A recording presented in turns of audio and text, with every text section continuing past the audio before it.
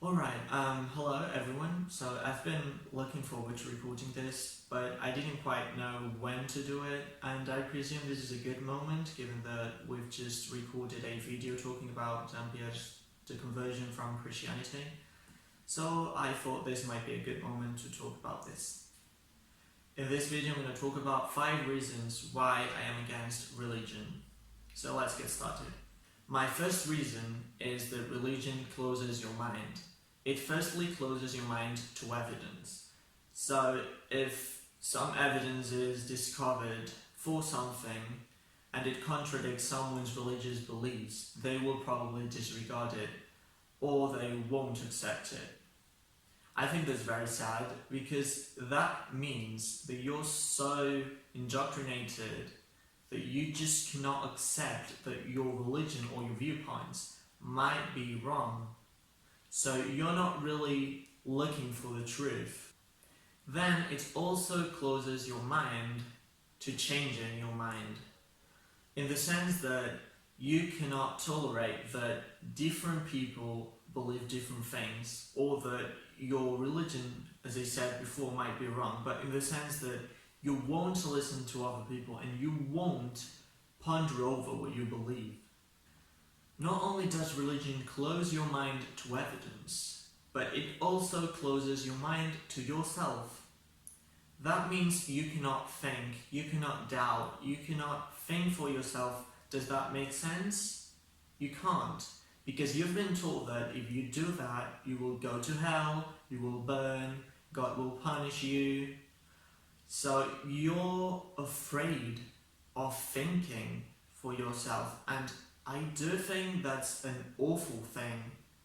That's one of the most awful things you can do to a child. You indoctrinate them and make them incapable of thinking for themselves. Make them afraid of thinking. My second reason is that religion takes advantage of people, especially of people's weaknesses and fears, to manipulate them. So many people have been through really tough stuff during their lives, and they desperately need to believe in something in order to feel better with themselves.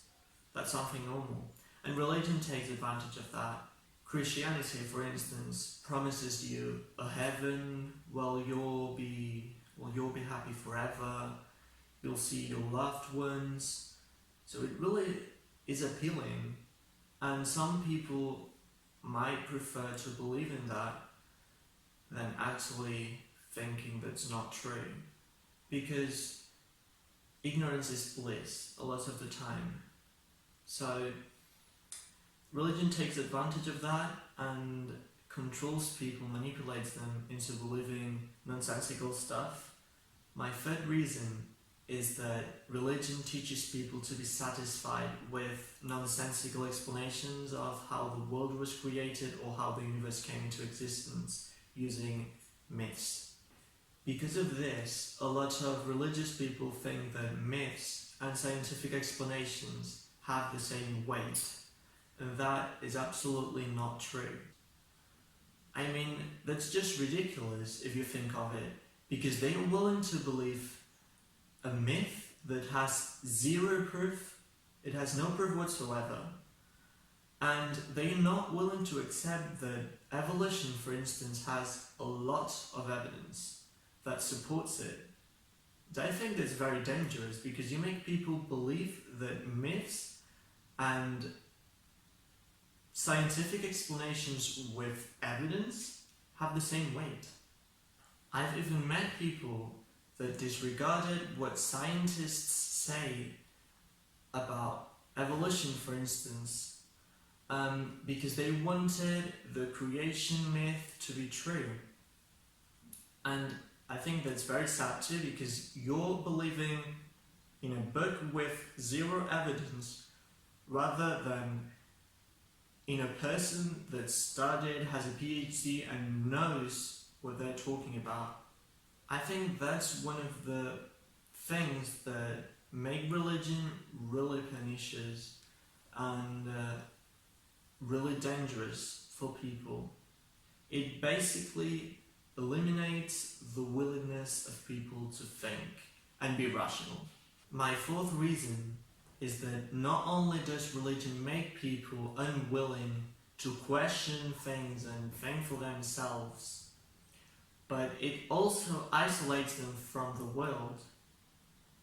In a lot of Christian churches, people are told not to have friends outside of the church unless they are making friends to convert them to their religion. I think that's horrible. You make people isolated from the world, you make people unwilling to think, and you make people almost unable to listen to others and different viewpoints, because that was Satan. I think it's a horrible thing to do to a person, and it's even worse if you do that to a child, because it's almost impossible, or it's really difficult for a child to leave from there when they've been taught that since they were basically babies almost. And to finish, my last reason is that religion makes people extremely judgmental, and it makes people think they have the absolute truth. I believe that one of the best things we have as humans is that we are able to think, learn, and change our minds when we see that something we believed or thought isn't true. I think that's great. To be able to change your mentality in that way, I think it's great. And it's something that religious people sadly can't do most of the time. Most religious people with whom I've had arguments or conversations actually believed that they had the absolute truth without any doubt whatsoever. So that kind of relates with some things I've said before. They are not capable of questioning their own beliefs, and thus they cannot change them. How horrible is it to have an absolute belief in something, to think that all the other people that think otherwise are wrong, and to not even be willing to listen to other people. By using religion, you can turn a good person into a bad person by actually making them believe nonsense and making them extremely judgmental of people, because they think they have the absolute truth and everyone else is wrong. They think they are entitled to tell everyone that they're wrong and what they believe is true. So you must repent and you must do what I tell you to do, not what you want, because what you want is wrong.